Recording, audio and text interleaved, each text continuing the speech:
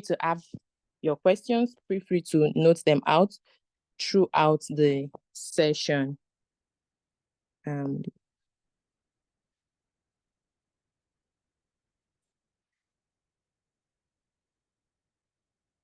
Okay, I think we have the last speaker. He has joined now.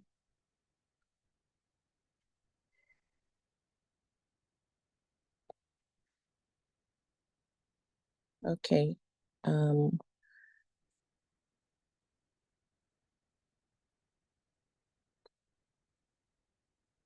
right, so we'll get started by first introducing our speakers, right? We'll have 3 amazing speakers that are going to take us through this session today. I am so excited to listen to them. I hope you are as well.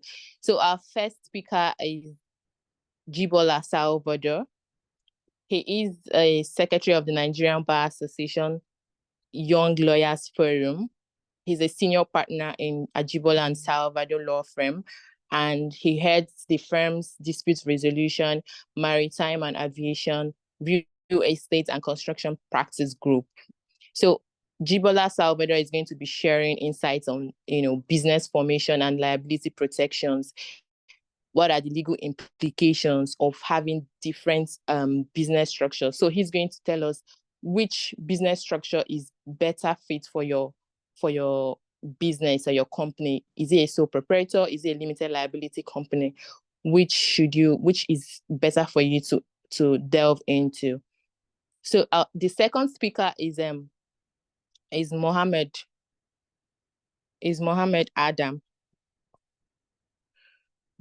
Mohammed is the principal and the founder of Mohammed Adam and Associates. He's a dispute resolution lawyer with wide experience in corporate, commercial, and private litigations. So today, Mohammed is going to be sharing insights on the legal challenges that small business owners face, such as in contracts, executing their contracts, their dispute liability, employment laws, and what have you. And the third speaker for today is Ridwan Okay. Ridwan is the principal partner of Iris Attorneys. He has a keen interest in commercial litigation and property management. He has, successfully represented clients. He advocates as well for human rights and believes in equal justice for all. So today, Ridwan is going to be taking us through on the specific legal protections, such as intellectual property, insurance, and tax compliance, right? So having said that, we're going to jump right into the presentation. So we're going to be hearing from our first speaker, Jibola. Jibola, please, let's hear you. Like I said, he's going to be talking on the business formation and liability protection.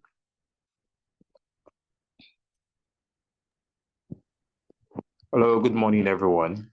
Good morning, Judith. Good morning. It's a pleasure to be here, to talk to like minds and, business people, legal people. I understand that we have lawyers amongst us and we have business owners amongst us as well. So it's a privilege and honor to be invited to share what I'll call my own, my own little knowledge about the topic that I have been engaged to discuss, which is, business formation and liability protection. Would particularly be x-raying and discussing different types of business formation in Nigeria, and the advantages and how to go about them. What are the benefits that these business structures and business formation gives to business owners? Well, the fundamentals and the basic is that the Companies and Allied Matters Act of 2020 is the major and principal legislation that governs business affairs, business formation, business regulation in Nigeria. So when I talk about business regulation, business registration, we are talking about all types of businesses that we're going to be considering. The businesses we have, they include business name. We have business name. Under business names, you have sole proprietorship and partnership. And then we have limited liability company. We have under limited liability company, which is also, under limited liability company, we have, private limited company and public limited company. We also have companies limited by guarantee and unlimited companies. Formation of a company has to do with what are those things that you need to register that company or that business, do you understand, that would make it distinct. You've considered what you want to do with respect to the objectives your business wants to achieve in terms of what are the aims of the business, what are the aims of the business, what type of business do you want to carry out? Is it going to be a business that will require more than one person? Is it going to be a small business? Do you want to start small? Is it going to be a business that will be taking on so much engagement, in terms of what it's going to be doing, the people it's going to be servicing, its own audience and the likes. So there are a lot of factors that you consider when you're forming a company or when you're forming a business. These things help you to, they help you to decide what business would be the best to start with. As I've stated earlier, that the principal legislation and the principal law guiding the procedure for company or business formation in Nigeria is the Companies and Allied Matters Act of 2020. The Act states the guidelines for the formation of different types of business in Nigeria and other ancillary matters. The Act also gives the Corporate Affairs Commission, which is a federal government agency, the responsibility of regulating and registering businesses across the nation. And thankfully, we now have all those things that can be done online through the registration portal, as it used to be some time ago, where you have to fill forms and you have to go to the CAC office in your state or closest to you to fill those forms and submit them, and then you have to wait for some weeks. But we now have a system where you can register these things online. One of the innovations of the 2020 amendments is to the effect that for a company now, you can register as a person. So we just take them one after the other to ensure that we're not mixing things up. So the first is a sole proprietorship.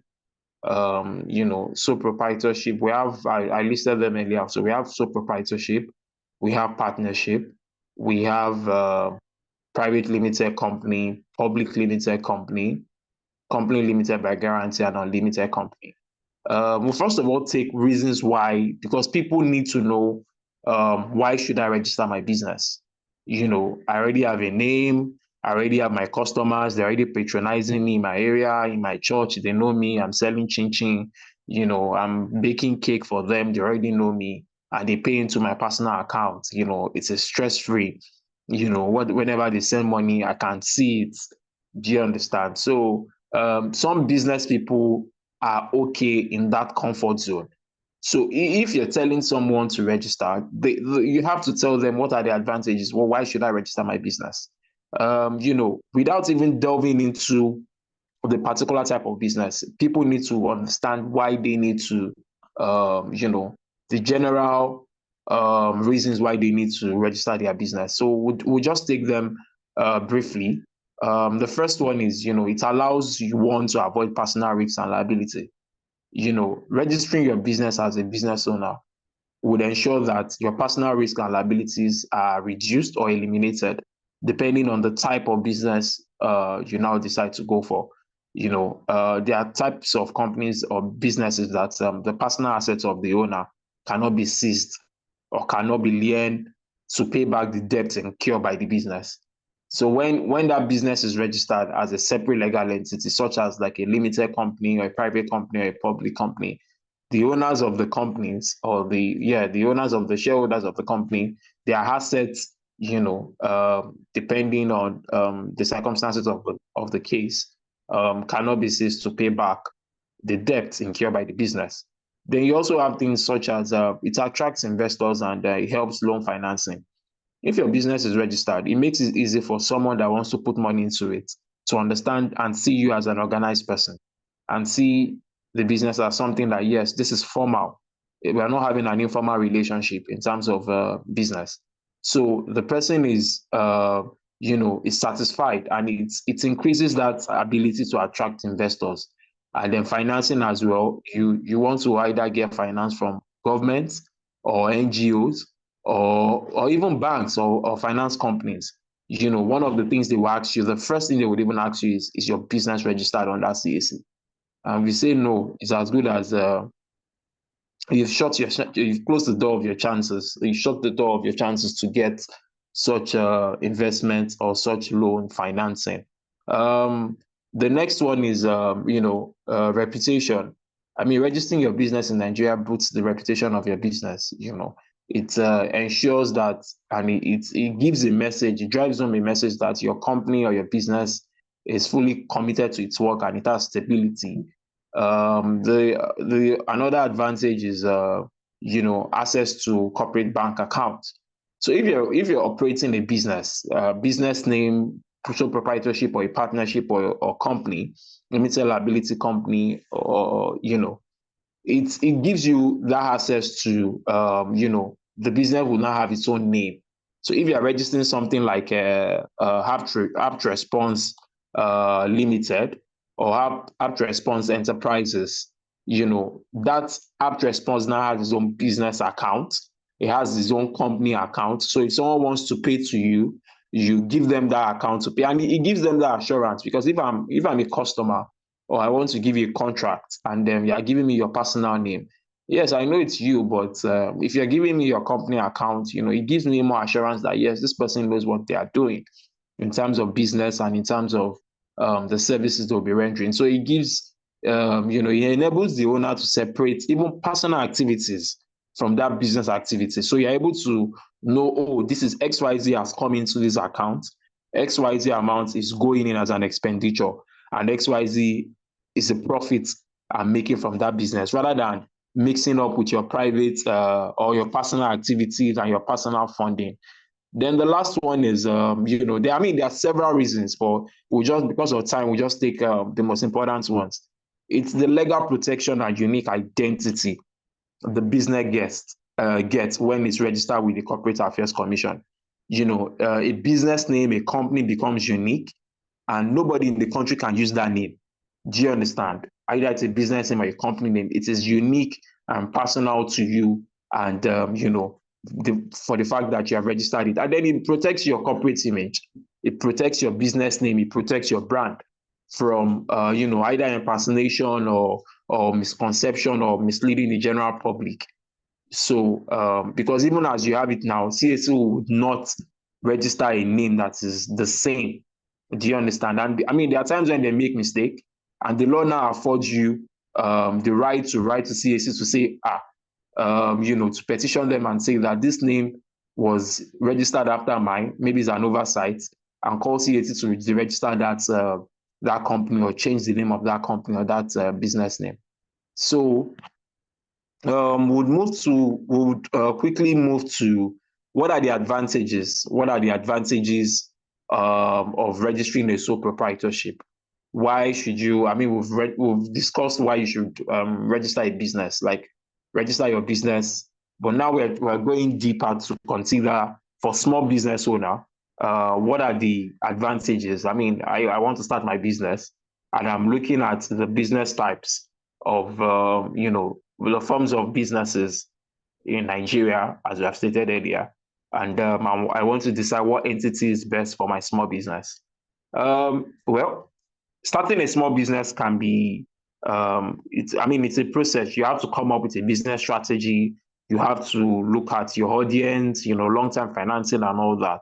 And, the paperwork you'd have to go through. So you want to understand that, yes, I'm making the right decision. Am I making the right decision in choosing the right form of business? We've considered some of the top, advantages, and it's easier to start in terms of sole proprietorship. It's easier to start. It's just you. It helps your decision making. You don't have to resort to anyone to seek their opinion or make decisions as well. It's just your decision alone. Whether the decision will come out as a good one or as a poor one, it helps you. It helps you in making straightforward decision making. It's also less paperwork in terms of starting it. Yes, it's a simple process to register, and the fees are not complicated. The fees are straightforward and very affordable. I would say cheap compared to the other types of businesses. And it's a business that is easy to manage. It has it has an easy tax setup. So with respect to business and compared to limited liability company, which you are required to pay a minimum of 30% as a company income tax, depending on when you meet the benchmark. For business name, it doesn't apply like that. And then your tax, the tax you pay as a business, you can also use it for your personal purpose because you are not separated as a person from your business in terms of, you are the one managing the business. You're a sole proprietorship, so your business is you, compared to a limited liability company that has a separate legal entity. So, like I stated earlier, it's fewer business registration fees, is cheaper, and yes. So we'll just quickly look at the disadvantages. There's no liability protection. So for a business name, you don't get the benefits that comes with having a separate legal entity. You are considered as you're self-employed. You are the owner, you are the employee, you are the employer, you are everything. So which means that you're on your own with regards to your business transaction. So it can be considered as an advantage, and it also, it's also a disadvantage with respect to legal protections. So without legal protections associated with incorporating your business as a sole proprietorship, you are personally liable for your business legal, financially, and tax problems. So in that regard, it opens you to risk and legal exposures. So yes, another disadvantage is that it's harder to get financing and business credit. Most finance organizations would rather give companies, that's limited liability companies, would rather finance them and give them business credit than give sole proprietors, business credits. I mean, there are banks now that are coming up with initiatives, small initiatives for business owners, and which is quite commendable. But the requirements and the conditions you'll be put up against are quite strict, and they might even discourage you. Do you understand? Because by the time you consider what you're getting and what you have to pay back and what you have to submit in terms of documentations and the processes you go through, it's as good as you wouldn't want to proceed with such initiative. But thankfully, there are some government initiatives that are now supporting small business owners and NGOs with credits and the likes of them. And then you also have microfinance banks as well that are supporting business owners. But at the end of the day, you consider that as a business owner, it's hard. We're not saying it's impossible, but it's hard to get financing in terms of credits as a business owner compared to the other types of businesses. Because it's different to separate you from your business name, most people it might be discouraging for people to have transactions with you in that regard. So we move forward to considering. I'm trying to like take the legal protection and the legal risk, and as well as the advantages of registering this types of businesses. So we look at the companies we have mentioned earlier. We mentioned private limited company. We mentioned public limited liability company, and companies limited by guarantee and unlimited company. So, among the four companies that we have mentioned above, private limited liability company is the foremost used type of business organization in Nigeria. And what we realize is that what that affords you is, what we used to have before is you have a minimum requirement of 2 persons who would act as a director and 2 persons who would act as shareholders of the company. But what we have now under the new Companies and Allied Matters Act, it affords you to register your company as a sole individual. So it's similar to what we have as a business name or a sole proprietorship, but it's not the same, in the sense that this affords you and this gives you a separate legal entity. However, it also depends on the type of businesses. There are some sectors or businesses that if you're going to go into, for example, now if you're going to register a microfinance business, you can't register it as a one-man business, like a one-man company. You have to have a minimum of, I think, between 5 to 7 directors, and they have to have specified type of qualifications.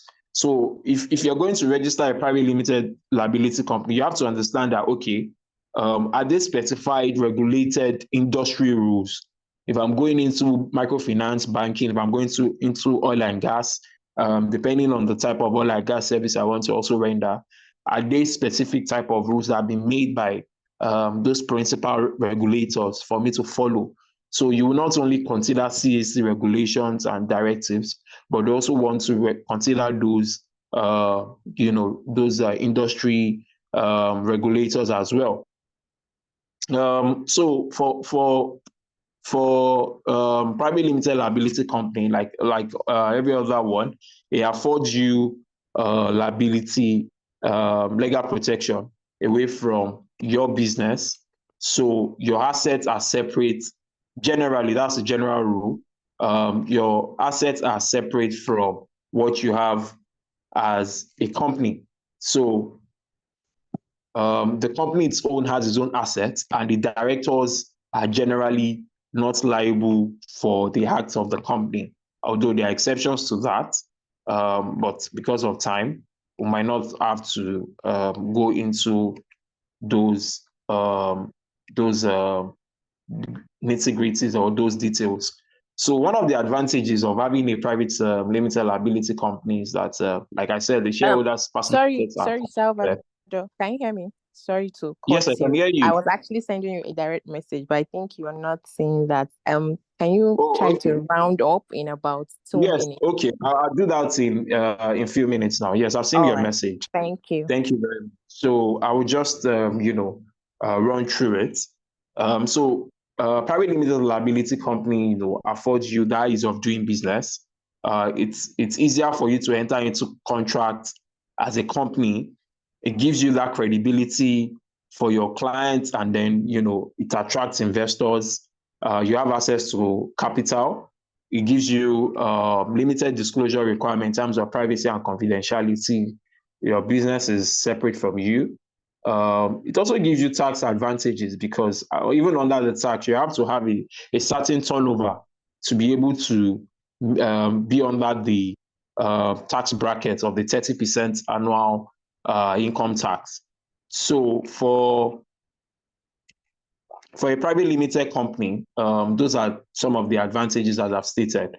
And the disadvantages are also there in terms of, it's higher setup costs, greater administrative burden, because you have to put certain things in place.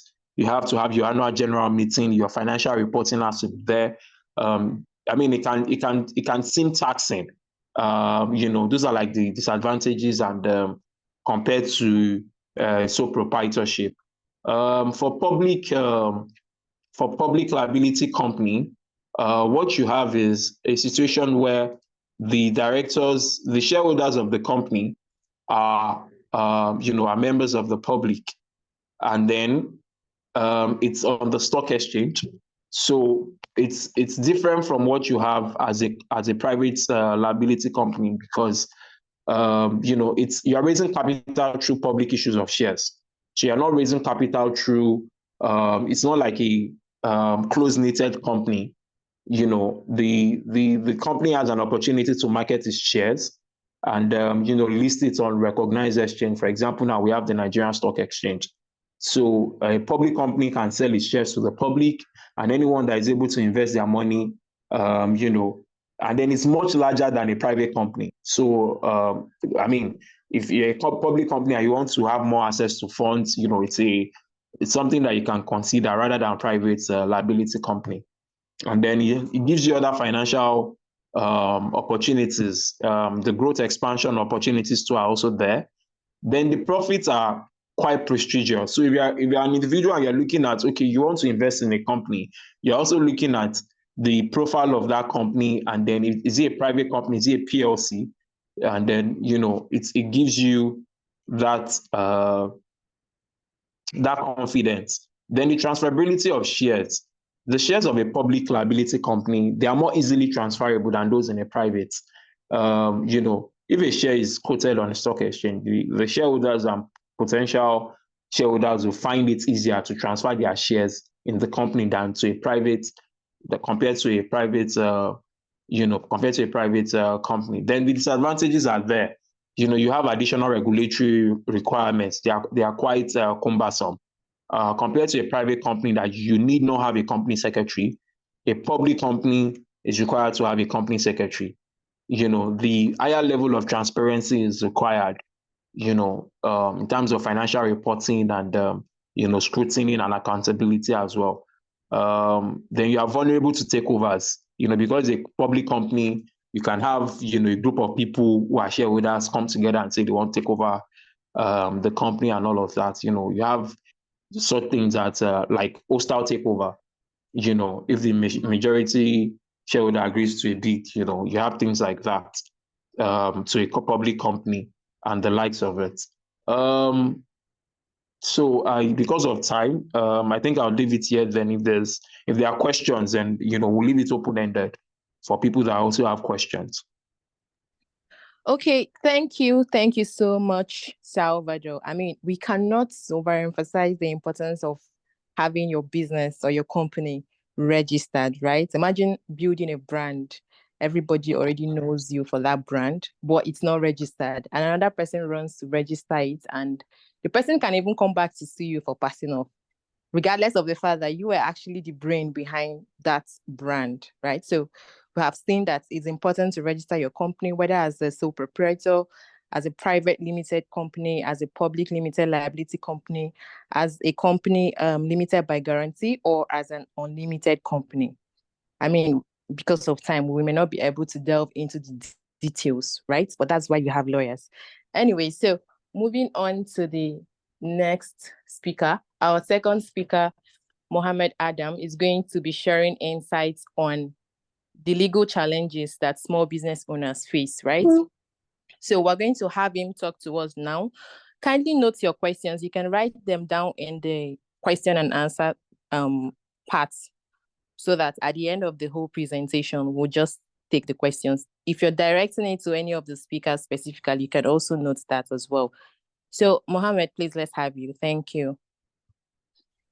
All right, thank you very much, the host. Good morning to everybody. Please, can you confirm that you can hear me? Yes, we can hear you. Yes, sure. Yes, can hear you. Okay. So I've been given the task to speak on legal challenges of small business owners, particularly in Nigeria. As you must have all learned from my colleague, Salvador, that business registration is a very, very, very vital requirement for business owners. And in fact, this registration of a thing is something that so many small business owners take for granted. But I mean, to put things in context, who is a small business owner? And I mean, he has explained it. The only thing I would just add is that for business owners to be considered, or for a business to be considered a small business, you look at the capital, the modesty of the capital of that business, and the number of employees of the business, and then you look at the annual turnover of that business. And when you look at these three factors together, that's what will tell you whether a business is a small business or a big business. And talking about registration, for instance, the Companies and Allied Matters Act makes it mandatory for every business owner to register within 28 days of the commencement of the business. And you have people running businesses in Nigeria, especially small businesses, for years without registration. And, you know, as a lawyer, one of the things I've figured out to be their concern is, oh, if I have to register with CAC, they'll collect my money from my small business. In fact, for some people, when you tell them the minimum share capital for certain type of businesses is, let's say, 1 million, 10 million, 5 million, their initial assumption is that, oh, why do I have to pay the government 5 million? Why do I have to give the government 10 million? But contrary to that, the actual understanding of that is that your minimum share capital, or the minimum base amount that you need to set out as your capital, is what determines the value of your business. So for instance, if your share capital is 1 million, the amount you pay for registration will be determined by that share capital. If it is 10,000 or 100,000, it will be determined by that. It does not mean that you have to, you know, deposit that money to CAC, as my colleague mentioned, that CAC is the regulatory agency that, you know, oversees the registration of businesses in Nigeria. So the point is, as a challenge, many business owners do not understand the financial requirements for this registration. And this is what I'm trying to do here by telling us that when they say the minimum share capital, or the minimum amount you require to register your business in Nigeria is 10,000, it does not mean you pay CAC 10,000. If they say it's 100,000, it does not mean you pay CAC 100,000, but just to put a value to your business. So for every business owner or a small business owner that has not registered and has been operating for years or for months, you need to take this registration thing serious, because it's very much illegal to operate a business without registration. So that takes us to the very first challenge of, you know, registration. So many people see it as something complex, and as a lawyer, I've had reasons to come to the rescue of some business owners who think that business registration is something they can just navigate easily. Quite rightly so. Salvador mentioned that everything has now been computerized or digitalized, such that you don't need to travel from one location to another to submit CAC forms, to fill forms. And I mean, I remember some years ago, like 7-8 years ago, you need to go to Igbo Shere, for instance, to go and submit to go and submit CAC forms. You need to interface with CAC officials. They'll ask you for bribes. They will do all sorts of things. And you have many people standing for days just to register. So this registration complexity has now been reduced to the barest minimum, such that all you just need to do is create a portal for yourself and start the registration, as long as you are educated. But the truth of the matter is that, and this example I want to cite to come as a joke. When I wanted to register my very first business for someone, my very first business for someone as a lawyer, I was not accredited by the by the Corporate Affairs Commission. So I started the registration online. When I started the registration for the person online, I completed it, I collected my professional fees and everything. When the forms came out, I found myself as a proprietor, as a co-proprietor of that business. And the question was, how do I explain to the business owner that I'm a co-proprietor or I'm a joint owner of the business? That happened to me because I didn't understand as at that time that if you are not accredited by Corporate Affairs Commission and you can create a personal portal, but when you do that, you automatically become a joint business owner. If it's a company, you automatically become a shareholder or a director of that company.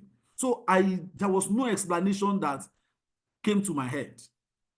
What we just needed to do was to discard that name, and I got someone who was accredited to do the registration for me. So as a challenge, many business owners or small business owners find it very difficult to navigate their ways around the CAC portal. And that's why, as a solution to that, you need to engage an accredited CAC agent. We understand that you can do some of these things yourself, just following instructions. But there are people who are specially trained or who are specially skilled in this field, and you just need to consult them. Very, very important. And I mean, one of the reasons you need to consult them is the fact that when you look at the different forms you need to fill, the documentation requirements, the information requirements, and all of that, for someone that owns a business, you do not need to bother yourself with all these headaches by just simply engaging a professional. Because I mean, a lot of people face this challenge of registration, even though it is now online. And I mean, beyond that, as a business owner, even if your business is registered, there are some post-incorporation requirements that the law requires, the Companies and Other Matters Act requires, such as filing annual returns. If you want to change your director, if you want to change your co-proprietor, if you want to change shareholders and all of that. These are things you need an accredited agent, CAC agent, to do for you. So, and all of these things come with the need to have legal knowledge and experience in this field. So that's the first challenge that business owners face. The second one is taxation. I mean, we all know that we are in Tinubu economy, that everybody is crying over taxes. I mean, you have, as a business owner, for instance, if it's a small company, you need to pay. There is personal income tax, there is value-added tax, there is company income tax. There are so many taxes that you need to pay to state government, to local government. Yesterday, I was at one lounge, and when they brought my receipts, my taxes were about 11,000 plus. And the first question that came to my mind is, why am I paying this tax? But of course, as a lawyer, I know there are so many people who just pay taxes that they don't know. There are some taxes that, because you run certain types of businesses, that the law requires that you don't pay some tax, you are exempted from some taxes. So as a business owner, how do you know the taxes that you are exempted from paying? How do you know when the Lagos State Internal Revenue Service or the FRS they bring tax assessment to you? How do you navigate your ways around it, even post-registration of your business? So taxation is a very serious headache, or is a serious legal challenge that small business owners face. But of course, to deal with this, I will itemize the solutions very much later. So filing annual returns is a form of taxation. Paying companies income tax is a form of taxation, personal income tax, and all of that. So when we have all these taxations or taxes to be paid as a business owner, you are discouraged and you do not want to run some of these businesses. And the need for you to pay these taxes is very, very, very, very, very important. It's important to the success of your business. I'll give you an example. Some weeks ago, a client of mine was issued an assessment of over 30-something million, and because they didn't register for VAT, so FRS just woke up one day and issued an assessment. So we needed to now engage the government agency to negotiate the taxes and then start the registration for the client. So if you are running a small business, you need to register for VAT. If you are a service provider, it's very important that you are registered with the relevant regulatory agencies, so that when they bring these taxes, and some of the implications of these things, not paying taxes, that in the future, when you want to contest for elections, when you want to take up some of these things, they, especially the kind of system we operate, political opponents dig up your past. They look for taxes, whether you have paid taxes. I mean, for lawyers who have been involved in election petitions before, you see that some people will say, oh, this person was not qualified to contest the election because the person is not a taxpayer, this and that. So as a small business owner, you may think that your businesses are small now, but as they grow, you don't want to be caught up with some of these tax challenges. So it's very important to take them very seriously now. Another legal challenge that small business owners face, my colleague mentioned it earlier, access to finance. Why is it a legal challenge? Why is a legal challenge is the fact that there is a law called Banks and Other Financial Institutions Act. That law makes some provisions for documentation requirements. I'll give you an example. Some months ago, I wanted to open an account with Polaris Bank, and they said I needed a Scrum certificate. And as a business owner, I told them, oh, this is a law firm. Law firms are exempted from these requirements and all of that. So that was how I was able to, register. I was able to open that account. But you know that that Scrum certificate is something that every business owner must have, except for those that are exempted. Every business owner is required to have it so that you can open your account. Because if you want to access a particular loan or a particular grant, and they ask you for some of these documents, if you don't have them as a business owner now, then you miss the opportunities of having access to this finance, even if you have registered your business. So it's very important. And the truth of the matter is that for a small business to grow, you need other people's money. Look at Dangote Refinery now, $20 billion refinery. That was not Dangote's money. Everything wasn't his money. It was people's money, banks' money. Imagine Dangote Refineries, they needed access to this finance, and they didn't obtain the necessary documents. They don't have the necessary financial records. They didn't pay their necessary taxes and all of that. No company will look at them or will take them serious to give them to grant them access to finance. Now look at yourself as a business owner that has the vision to grow beyond owning a business, a small business. That you need to take some of these regulatory requirements very seriously. Contract enforcement. As a dispute resolution lawyer, one of the issues that we always have with businesses is the fact that there are so many people who have entered into contracts without taking into consideration the necessary clauses. Some people even enter into contracts without documenting the same. I mean, this morning, someone was talking to me on Twitter that they engaged someone to supply certain materials to them. They paid the person for 14.6 million naira, and the person has not supplied this and that. And my first question was, where is your contract? Because for a lawyer to be able to advise you on issues like this, you need to have a contract. It's very, very important. So as a business owner, once you have registered your business, once you start transacting with people, you need to take records very seriously. And this goes down to, keeping WhatsApp conversation. There are so many business owners that, first of all, their read receipt is off. Their message disappearance is on. Their, what is it called? They don't do refund policies.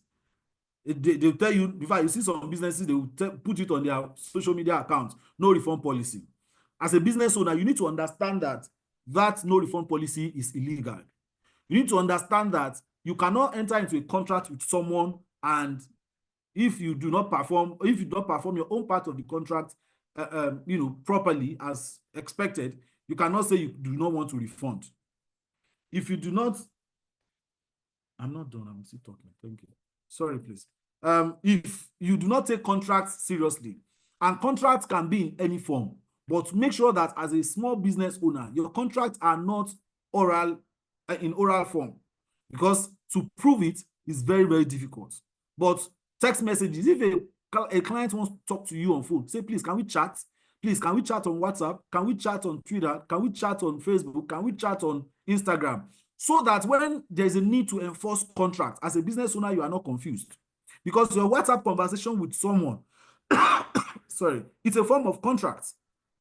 Your Instagram conversation with your customer as a business owner, it's a form of contract. So when issues happen, you are able to refer to them and you keep records of your contract, because if you don't keep records, it becomes a problem for you in the future. Aside that, before you even keep records of contracts, make sure that no matter how simple that transaction is, even if it's a transaction of 5 naira, make sure that it is documented. Otherwise, you get into problems tomorrow as a business owner and people tell you that, oh, where is your proof? And you don't have it. So there are so many legal complexities that that may come up in with contracting. Do you have the necessary clauses? I mean, I was reviewing a particular contract yesterday, a contract that worth 10 million naira, and I was seeing arbitration clause. Why do you have arbitration clause in a contract of 10 million naira? I mean, a business engaging in a business of 10 million naira, that's a small business within the realms of, within the scope of the meaning of a small business. That's a small transaction. Then you have arbitration clause. Why do you have and this is particular to lawyers. I always tell lawyers, there is no reason why you should have an arbitration clause in transactions that are less than 100 million naira, that are less than 200 million naira. Because arbitration is very expensive. You pay arbitration fee, you pay administrative fees, you pay the arbitrators, and you pay lawyers. So from 10 million naira, if the arbitrator wants to collect, and the way they assess arbitration costs is they look at the amount involved and they charge you based on that amount. That's what lawyers do as well. So if you are writing a contract as a small business owner, or you went on ChatGPT or all this AI-enabled this thing, and you just copy a contract, you sign it like that, I have to tell my client, no, arbitration clause, well, you remove it. Do LMDs, Lagos Dock Courthouse, do mediation. In fact, you can even do litigation, because the truth of the matter is that for arbitration matters that I've experienced as a legal practitioner, most of them end up in courts.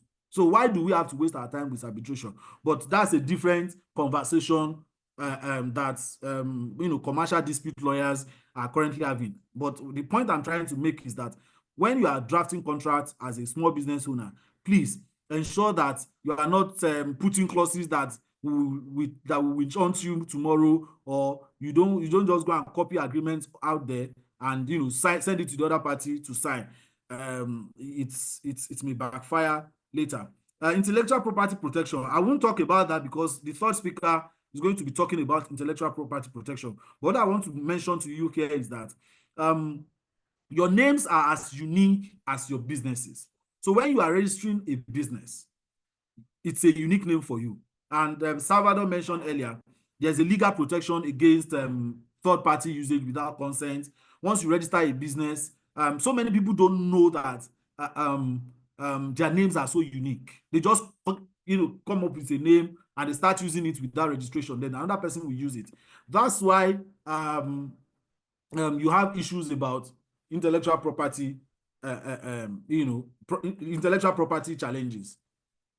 So many business owners, small business owners particularly, they don't know that a caption, a caption can be unique and still be protected by law, such that such caption cannot be used by any other person. Yesterday, a friend of mine on Twitter said, he does graphic designs, stickers, jotters, and all of that. So when he did that, he delivered it to the company that wanted to use this for their event. And the photographer took a very beautiful picture of that sticker, of the design that he made. So he reached out to the photographer that, please, so I want to use this picture. The photographer said, no, you cannot use it. He said, but I was the one that designed what's it called? I was the one that designed the material that you took the picture of. And so he reached out for legal advice. And I told him that, you see, the picture we are talking about belongs to the photographer. And you cannot use it without the consent of the photographer. If you now want to use it, you need to seek the consent of the photographer or you use it for a purpose that is not commercial under those exceptions. And that was it. So why is it relevant in this conversation? It's relevant because assuming that photographer did not know his rights, he would just say, go and use it, and he would have sold away his intellectual property. So business owners need to understand that there are intellectual property issues that that come up in the cost of running their businesses, and if they are not taken very seriously, they may run into serious troubles, whether with the government or with third parties. Labor laws and employment issues. Sorry, Mohammed. I'm sorry Yes. to cut you. Please, can you round up in about 2 minutes because of our time? So, in 2 minutes. 2 minutes. Okay. So labor Yes. laws and employment issues is very important. You know, as a business owner, you can't run your business alone. You need trusted hands. You need people that you can vouch for their integrity and all of that. And when you are doing that, please make sure that you have employment contract. It's very, very important. There are so many people that are employed without contracts, without clear terms of contract. They terminate employment without adherence to the necessary statutory and regulatory requirements. And you wonder why some of these things happen, because they do not take contracts very seriously. And these are the issues that we lawyers always face when we are advising our clients. Because when you have to advise a client that has employed someone and the employee decides to terminate without notice, or just stop coming to work, or they just terminate employee's contract without complying with the necessary laws, and you then ask yourself, okay, how do you go about it? You have to start paying lawyers and all of that. So the point is, try and engage lawyers as much as possible so that you can navigate some of these legal bottlenecks. I mean, talk about corruption in the system is a serious problem for so many business owners. So in conclusion, the ultimate solution that I would recommend to all business owners or small business owners that are on this call with us is that always get a lawyer. It's very, very, not just any lawyer. If you are running a business, ensure that your lawyer is a commercial-oriented lawyer, not just anyhow lawyer, and have a retainer with a lawyer.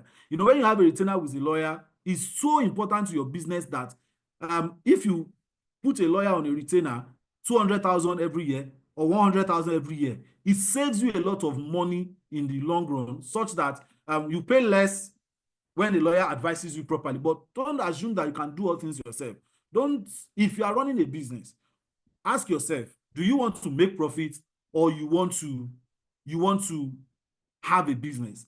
If your aim is to make profits, the business will die before you even make profit. But if it's your aim that you want to have a business, you want to own a business so that you can create a legacy out of it, then you need to take some of these legal challenges very, very seriously. Because when you look at some of the businesses that have failed, banks, financial institutions, manufacturing companies, import and export companies, when you look at some of these companies that have failed, you realize that these challenges that I highlighted and discussed, there are things that they didn't take seriously and landed them in serious troubles. And I hope that this presentation has done a little bit of justice to the topic, and I'm happy to entertain questions after the last speaker. Thank you. Thank you so much, Mohammed. Even as a lawyer, I actually found myself taking down some points, right? Thank you so much. He has shown us that there are some challenges that business owners actually face, such as being able to navigate around the CAC portal in terms of the pre-incorporation and post-incorporation requirements, knowing what tax to pay and the ones that you're exempted from, having access to finance, contracts. Are your contracts documented? Do you have arbitration clause in them? Is there a no refund policy? Your intellectual properties, are they protected? Labor laws, do you have employment contracts? Some of these challenges were what he has given us insight to. And as a lawyer, of course, he has provided, or rather he has preferred solution, right? Thank you so much again, Mohammed. So we're going to jump right into the next area, which is going to be handled by Ridwan, okay? He's going to be taking us through the specific legal protections, such as intellectual property insurance, and tax compliance. Please read one. Let's have you. Thank you. Well, good afternoon, everyone. Good Good afternoon. afternoon, Judith. Good afternoon, Mohammed. Good afternoon, Salvador. Good afternoon, participants. It's good to be here. So I've been asked to talk about the specific legal protections. So I'll be discussing the issues of intellectual property. I'll be talking briefly on insurance and then tax compliance. And most importantly, I'll just be talking generally on the protections you should have as a business owner in Nigeria. Okay, so basically, I've listened to the other speakers, and I'll just start from where Salvador stopped. And most importantly is to the fact that you have to be able to determine the aspect or the business structure that you want to have as a business owner.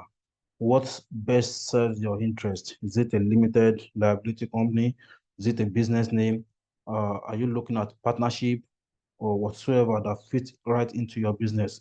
This is because some of these structures have their own specific legal protections, even though there are general protections. There are general protections that protect businesses in Nigeria, and then there are specific ones that applies to you in your industry. So first of all, I'll be talking about intellectual property. So in some instances, you find out that most businesses in Nigeria, they go ahead, they launch their products, they launch their organizations, and then maybe a few months later down the line, they are reaching out to a lawyer to help them protect their business name. And then you realize that the business name that they have launched, that they have done a lot of PR for, but some of them have PR team behind their products. And then you realize that at the end of the day, you try to maybe like reserve the name, and then the name is gone. They can't use it. So they have to start the process all over. So this is a problem. And then apart from the fact that you get to lose based on what you have invested in the business, you might have exposed yourself to lawsuits because someone else who has registered the name, someone else who has legal interest in the name might take you up, okay, you are using my business name, you are using a name that I have trademarked. So sometimes when you submit names, recently a client was trying to go into the entertainment industry, and they sent us a few names to trademark for them, names and their logo. They want us to trademark it for them, and then we submitted it to try and trademark the name. And unfortunately, when they got back to us, it was rejected because there is someone already who is using the name. Now imagine the client has gone ahead, spent money on PR, spent money on design, spent money on the business, and then all of a sudden they can't use the name. So these are some of the mistakes that we make as business owners. As business owner, your intellectual property must be thoroughly protected in such a way that if it's your designs, for example, those in the fashion industry, the Patent and Designs Act protect your business to ensure your interest, to ensure that your patent and then your designs are properly registered with the government. Most importantly, if you are dealing with trademark, it ensures that your trade name and your business is trademarked and recognized by the Trademark Act. This ensures that no other person can use that name or that business to be able to make money or to even put it out there except with your consent. Then also we have issues of copyright, articles that you write, books and the likes. There are legal implications to each of these to ensure that if you copyright some of these works, you can be able to take up anybody that infringes on those rights. Although there are circumstances where you can also take up someone who has used your materials, even if your product or your literary works is not you don't have a copyright on it. But the fact is that it still gives you an advantage to be able to prove that, okay, I am the one that owns this thing. This is my invention. I own it. So these are things that ensures that, okay, you are legally protected. So now, there are instances. I recently had an instance whereby a client came on board, and I'm saying this because it's already a public issue now. So a client came on board. They had used to write for a company, and then all of a sudden he had written almost about 200 and something articles for the company. Although the agreement was that, okay, I would be recognized that, okay, I am writing this, but I'm writing this on your platform. So all of a sudden, after he resigned, he sent in his resignation, and then the company just they wiped off everything. They took control of all of those things. They made sure that, okay, he is unable to use them, and they also wiped them off of their system entirely, contrary to their agreement. So he was like, okay, you can't do this. Why? And they are even saying that he can't use those items. So, but the agreement they have is contrary to that. So we had to take the company up, and at some point they were trying to bully the guy. And then when they realized that, okay, we filed, in fact, they filed a case against him at National Industrial Court. We filed a response to them, and then all of a sudden, he just stopped coming to court. And that was the end of that case. So, but where I'm going here is that it was because the guy knew, okay, these are my literary works. The fact that I wrote it on your platform doesn't make them yours, especially when there's no agreement. I didn't assign some of these literary works to you. But that only happens when you know what exactly you are doing as a business owner or as someone who is in the creative industry. Especially people who are in the creative industry realize that an artist came on board, came online recently. I was talking about, oh, he did an album, then he showed it to one of his colleagues, and then realized that one of his colleagues had taken the initiative, and then the person has launched a similar album. He had to start his own album all over. So these are issues that happen consistently in the creative industry. So as even someone who is not in the creative industry, as long as you are putting out your logo, you are putting out a name out there, you are marketing yourself. So you have to protect yourself adequately to ensure that, okay, whatever it is that I'm doing, I have enough protection so that if anybody infringes on these on these marks or on this name, I can be able to take them up and challenge them. So that's one of the things that you can do as a business owner. Then also the issue of insurance. Professional liability insurance, also known as errors and omissions, is there to protect companies from lawsuit hinged on professional negligence. As a lawyer, ordinarily you should have an insurance. As a medical practitioner, you should have an insurance. In fact, in the medical practitioners are usually, because they deal with lives, they deal with their mistakes could lead to someone's death or cause irreparable damage to a human being. They are more likely to be exposed to lawsuit based on malpractice more than almost anyone else. So they're expected to have medical insurance. They're expected to have professional liability insurance that covers them and prevents, okay, even if there's an issue somewhere, you are protected, and it's not like, okay, just one lawsuit can easily ruin you. So these are issues that professionals need to look into. And most importantly, you have issues of like medical insurance. As a business, there are certain provisions to ensure that, okay, at some point where your business grows to this extent, you must have medical insurance, or you must have life insurance for your staff, for yourself, and everybody that has to do with your company. So these are issues that where you don't have some of this insurance, it can easily ruin your business, can easily ruin your reputation. And people, for example, companies like extremely big companies like Dangote, these guys don't play with their insurance because they ensure that, okay, people that work with them, especially people that work in their industry, whereby you can easily get hurt, or some of the chemicals can easily get give you issues or cause you irreparable damage. They ensure that they are insured to ensure that, okay, if anything comes up, this person is insured, and the insurance company will be the one to take the liability of us. That ensures that as a company, you are able to worry about something else, worry about making money, or worry about structuring your business, instead of having to worry about, oh, someone got hurt today, let's look into it, or someone has a medical issues today, and then you are looking for money to get it sorted or how to help them.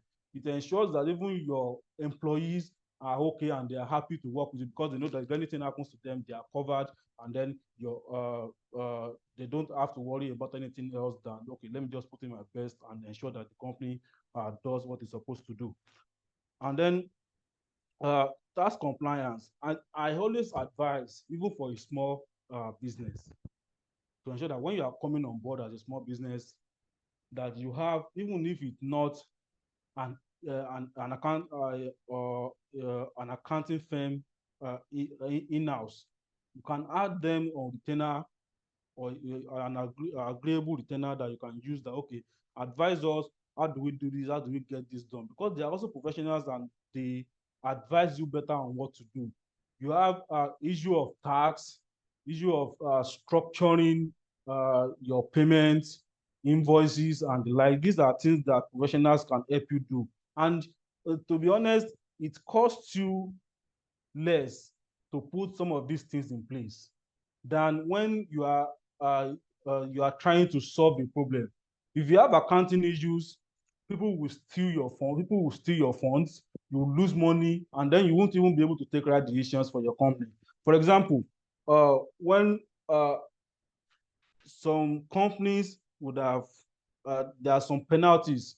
For example, if you refuse to pay your payee, your income tax, and these penalties keep ramping up and they keep increasing as at when they are, if you don't pay them as at when they are due. So if you don't have someone in your corner that knows all these tax laws, by the time at the end of the year, or when these tax people eventually find you and they come, your penalties would have ramped up, and then you'll be at their mercy.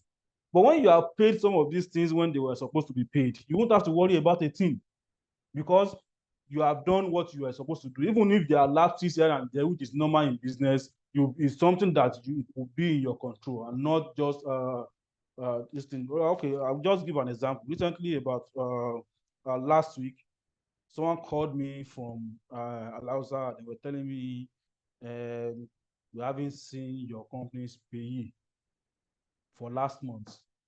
I was just like, what's wrong with this person? Why is this person calling me?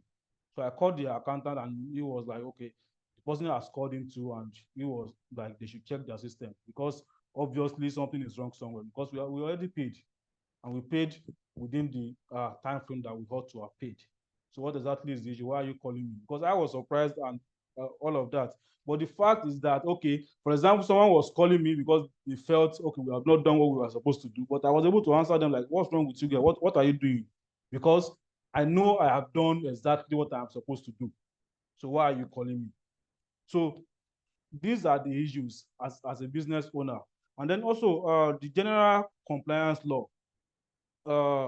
You have, as a business owner, you have to be able to, some of these things, you have to be able to protect yourselves from them. There are labor laws that regulate where a place of business, what it should look like. There are labor laws that even regulate the issue of water in business premises. So most people don't know this. There are labor laws that regulate how you relate with your employees. Some employers harass their staff, they harass everyone that works with them. These are issues that you should protect yourself from as a business owner, because some of these things, a single lawsuit can just wipe off your business. A single mistake from them can wipe off your business. And then most importantly, small business owners must ensure compliance with employment and labor laws, including wage and hour regulations, workplace health and safety standards. They must also ensure compliance with federal and local laws, maintain accurate financial records, and fulfill their obligations towards their creditors, shareholders, and other stakeholders. This involves timely payment of debts. Yes, companies sometimes obtain loans for to fund their businesses. And when you obtain loans to fund your businesses, they are usually contract as to this is how your loan repayment is structured. And when your loan repayment is structured, you have to be able to pay them as they ought to, because otherwise it will actually affect your credit system. Because at the end of the day, when you actually need loans to actually fund something else that would help improve your business, then they check your credit score, and then they realize that, okay, this person is a chronic debtor, he's not going to pay, but nobody is going to give you a loan. And that means if you don't have the funds, your business cannot grow. You have to fulfill your obligations towards your shareholders. You have to fulfill your obligations towards your employers, your employees. And most importantly, some of the things that businesses don't take seriously nowadays is the issue of data protection. You collect data from citizens or from your customers, and then you just mess around with them. Sometimes ago, someone was calling me and they were offering me an apartment to buy, and I was asking them, where did you get my contact? They said they got it from a social marketer or something like that. I was like, who's the social marketer that gave you my contact? That means someone has sold my data to someone, to another person, and then they were calling me to try and market product to me. So I felt offended. Like I was in the middle of something. I thought it was an important business call, and someone was calling me to, if I ever find out who actually sold my data, actually they must have sold it together with so many other people. So if I ever find out someone who has done that, I will never have reason to deal with them, because I won't trust them with my data. And that's exactly some of the things that kill businesses, because they know, okay, we reached out, we are doing business with you, we submitted some of these things to you, and then by that you sold our data just to make money, and then you are making money off us without our consent. So there are laws in Nigeria that we have the Nigerian Data Protection Act of 2023, which offer protection for personal data and sensitive information of natural persons. This is especially important for separating the business image of an individual from their personal life.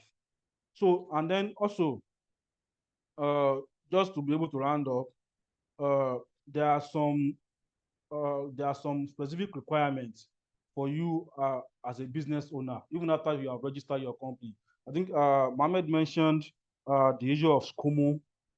Yes, it is actually very, very important. Sometimes when you want to apply for grants or some of these loans that help your businesses to grow, SCOMO is very, very important, because they want to know if this person, sorry, I'll quote a Yoruba adage now. People like to deal with people they can hold on to. People, they think, okay, this person is responsible to regulators. They have regulators that ensures that, okay, these people do what they have to do. For example, I'll give an example. I had a client that reached out from the UK. And what happened was that she ordered fish from a vendor in Nigeria. And when she ordered them, the vendor sent them via DHL. For some reason, DHL didn't deliver as they ought to, and it took them over like 2 weeks or 3 weeks thereabout to get it across to her. They are spoiled. There was nothing she could do with that. For something she bought for about, I think, 90-something thousand, she was willing to go to court with them. Why?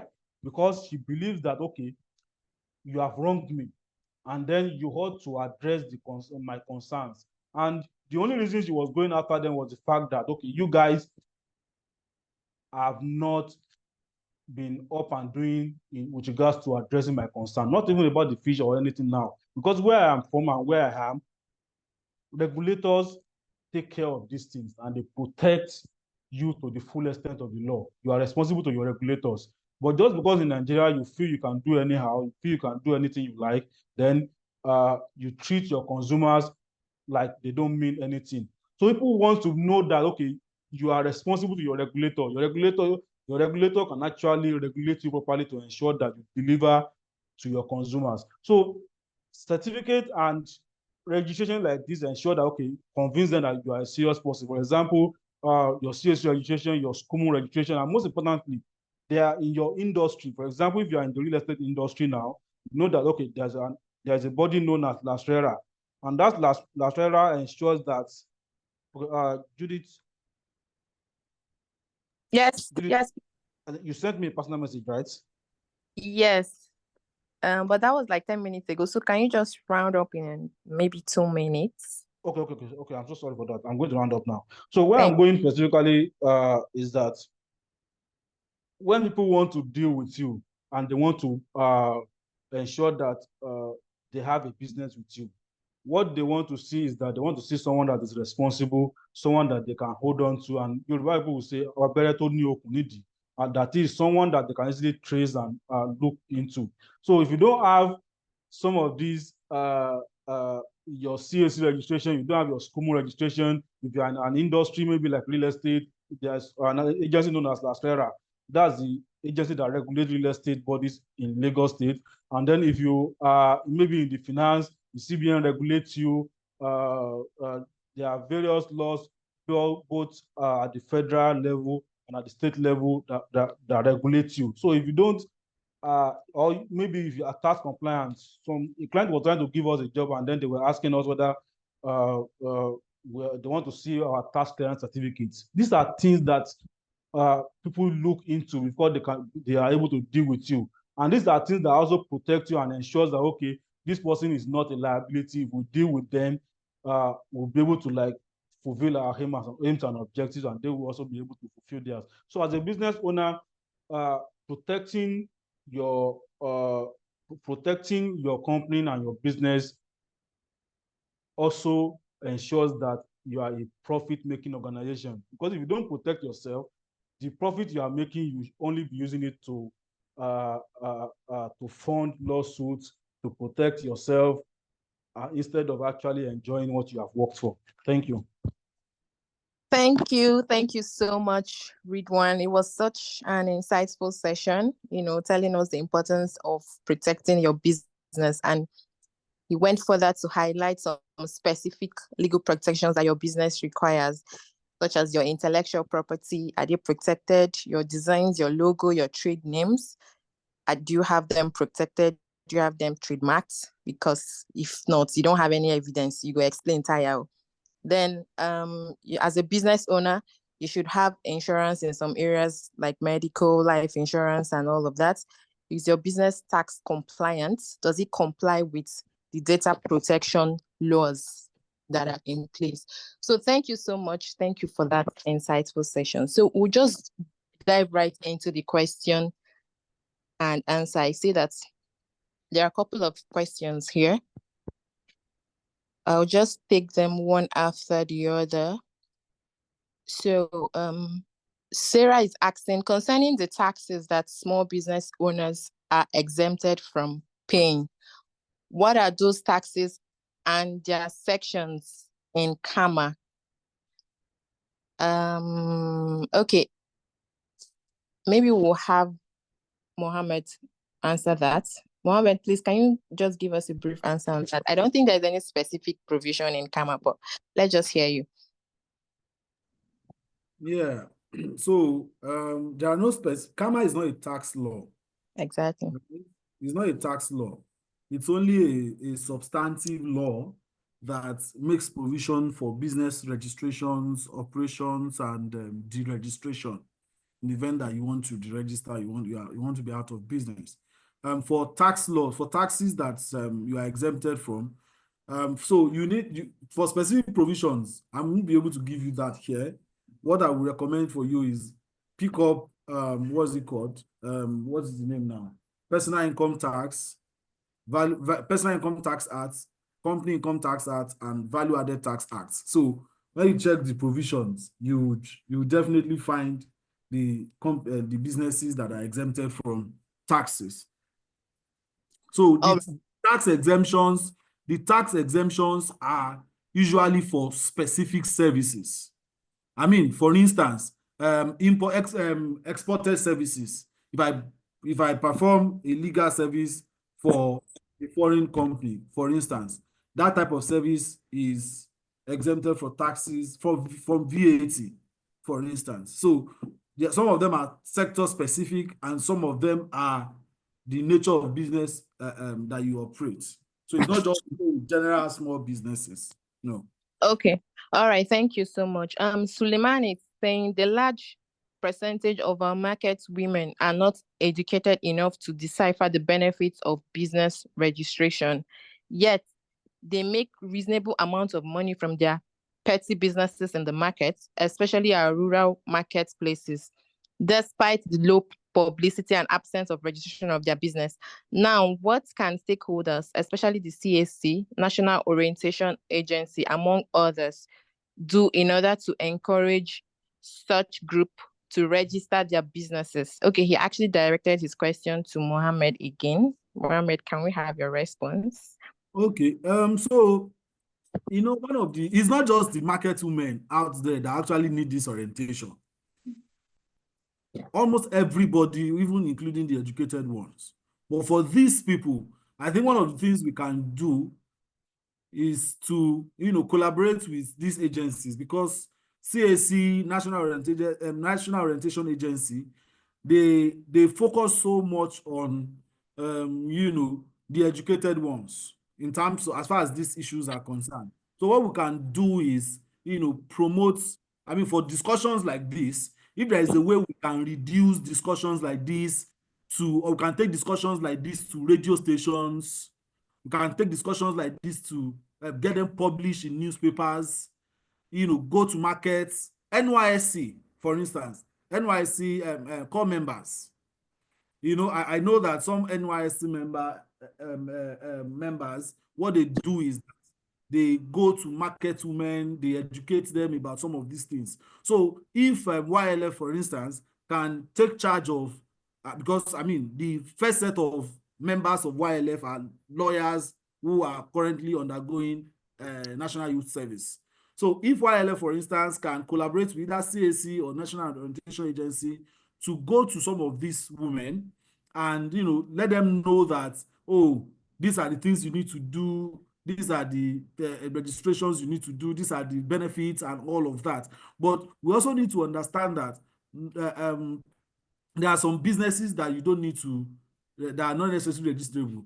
For instance, if you are using your full name, for instance, or your forename and your surname. So, but those are legal technicalities. If you desire to register your business, right? If you desire to register your business, these are the benefits, these are the advantages and disadvantages. So, NYSC members and these agencies, YLF, can collaborate, translate some of these things to the languages that these people understand, because communication is another serious challenge that may be faced in the course of executing this idea. So, for instance, I am a Nupe man. If I need to go to a market dominated by my people, I need to have a good understanding of my language, so that I'm able to interpret or explain to them in manners that you'll find it very easy.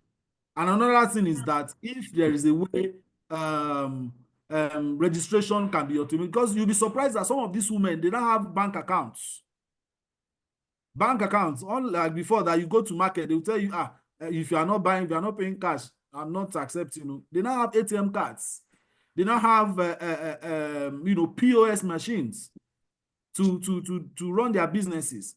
So if this collaboration can be promoted, radio stations, jingles, just to make people understand the need to pay taxes, the need to do some of these things. I mean, I'll give you an example. I think sometimes last year before the election, Lagos State government said, if you don't have tax clearance certificates, your children will not be admitted into public school. And the whole social media was in serious mess, including educated people that, oh, they want to tax people to death, they want to do this, they want to do that. But tax clearance certificates can be issued to non-tax paying people, especially people that are exempted from, maybe their incomes are exempted from taxes. So it's very important because, and you know, when the narrative went everywhere, you see the poor, the market women, the conductors, the people that are driving cars and all of that, everybody was complaining about, oh, how do you want us to go and pay taxes? Are you saying that if you don't pay taxes, our children will not go to school? But that is not the essence of tax clearance certificate. Tax clearance certificate is just to say, oh, daddy, if you are earning 1 naira, oh, you don't need to pay taxes, just go declare your income to them and they will give you the tax clearance certificate, or you pay 5,000 or you pay 2,000 naira to collect the listing. That's all we needed to explain to these people to understand the issue. Not that, oh, the government is imposing taxes. The government is saying you can't pay taxes, you can't put your children in school without taxes. So communication of breaking down complex information into simple terms, simple languages for the poor to understand, it helps a lot in also promoting national, national conversations like this, because this is a conversation that is very, very, very, very important. So again, if we can promote things like that, simplify some of these things into languages that people can understand, so that when they listen to it on radio, when they when these conversations that we're having, if you can have like a report of what we discussed, can we have people to volunteer to translate these reports to, because everybody here is educated. So how do we communicate this to the uneducated ones, to the people that you need to break some of these things down to? So can we have volunteers that can actually explain these things to the market woman? So a market woman that knows that, oh, if I want to access loan, or if I want to get something done, my business needs to be registered, and I'll just pay 10,000 naira, and I don't need to pay any money again, or 5,000 naira. So it's just the need to communicate. But you know, Nigeria, our challenges are always there for us. In the markets that you have Hausa, Igbo, Yoruba, which language are you going to explain it to them in? That's another thing. But of course, when you go to price things or you go to buy things from them, you can discuss. So it's complex, but if you can find a way to simplify it, I believe it will go a very, very, very long way to promote the conversation effectively. Right. Thank you. Thank you very much, Mohammed. So the next question, I'll be directing this to Salvador. Vera is asking the different types of clauses advised to engage your clients with as a small business owner. I think this question is not exactly clear. If I may just attempt to. Okay, go ahead. Thank you. I mentioned the issue of contract and clauses. So this person is asking the different clauses that you need to advise your clients that has a business, that owns a business. So yeah, in contracting, yeah, some of the things you need to look out for: the names of the parties that you are contracting with. Is it a natural name? Is it an artificial name? Is it a business name? You need to look at it. Dispute resolution clause. If you want to settle dispute, how do you settle it? Who should pay for the cost of settling the dispute? How many days do you need to give notice if you want to terminate? So termination clause is also very important. Consideration clause. Consideration is what is being exchanged, because the essence of contract is exchange for quid pro quo, something for something. So if I'm giving you gold worth 10 million naira, and you are giving me 5 naira, is it adequate consideration? Is this a sufficient consideration for this transaction? So you need to look at the consideration clause. You need to look at execution clause. Who are the people signing the contract? I'll give you an example. As a particular client of mine that wanted to buy a property, and he's buying from, the property was bought in the name of an individual. But when the person wanted to sell, he said my client should pay money into the account or into his company's account. And I said we need to reflect this in the contract, because if anything happens tomorrow and what's it called? You say, my client did not pay any money to your account, or the company will say, oh, this money, we don't know how it came to our account and all of that. So the point is, if you are buying something from someone and the person is asking you to pay into another account, it should worry you as a business owner. Or if someone is buying something from you and the person, if someone has bought something from you, for instance, and you are refunding the money, and when you are refunding the money, you are refunding the money to a different account, an account different from the account that paid you. You know, I mean, you can have this conversation on WhatsApp. These are contractual issues. These are issues on clause. Say, okay, refund. If I want to refund, which account will I refund to? If I refund to an account that did not pay me the money, what are the legal implications? Indemnity clause, confidential information. If you are sharing confidential information as a business owner, what are the responsibilities? What are the liabilities? So you need to look at confidentiality clause, non-compete and non-circumvention clause. As a business owner, you need to look at, okay, my employee, how long can I restrict my employee from taking up similar employment or working with a similar brand and all of that? Because when an employee is working with you, you are sharing your trade secrets. How long can you hold back your employee for? I was recently advising a client that was sharing terms of employment with his employees, and he included some clauses that I needed to say, sir, no, you can't put this clause because it's illegal. Oh, if you want to put it, this is a way to adjust it and all of that. So you need to engage a lawyer to know these clauses. Not just, once you find a general contract and you just put anyhow clause, arbitration clause anyhow. You need to know when to use arbitration clause. In fact, just shortly after I delivered my presentation, I had to review a contract for a client. And the first thing that jumped at me was, in 2024, someone is still including Arbitration and Conciliation Act of 2004 in a land transaction. I mean, how? Why? When we have a new law, that is the 2023 law, why are you referring to an old law? So those are the things that you need to look at for. If you don't look out for some of these things, you end up, being in a serious problem. So to know the clauses, basically, you need to engage a lawyer. It's just too important to engage a lawyer. Don't believe that waiting lawyer they do safe. It's just too important to engage a lawyer. And like I mentioned in the last statement I made, please do not just engage anyhow lawyer. Lawyers have their specialties. A lawyer that you know that litigation is his forte, don't give him tax transactions. Don't give him land transactions so that they don't mess things up for you. Thank you. All right. Thank you very much for that. So the next question is, a combined reading of sections 863 sub 1 and section 814 of CAMA seems to show that if your business is done in your true name, it does not require registration. Salvador, please, can we have your thoughts on that? Yes, I'd seen the question. In fact, he had earlier asked that what provision actually, prohibits, not registering your business or company. And I provided that, which is 8631. Now, this has been a debate, but in my own opinion, this debate has been settled.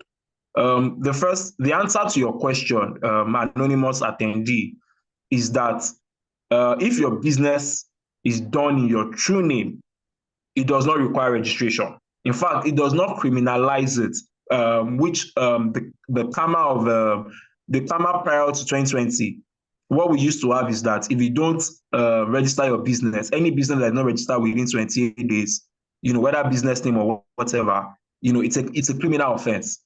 But what CAMA 2020 came to do, and if you look at the combined reading, like you have stated, of 8631 and 814 did, was to say that 863 says that a person, for clarity of everyone on the webinar, a person on association of persons shall not carry on business in Nigeria as a company, a limited liability partnership, limited partnership, or under a business name without being registered under this act.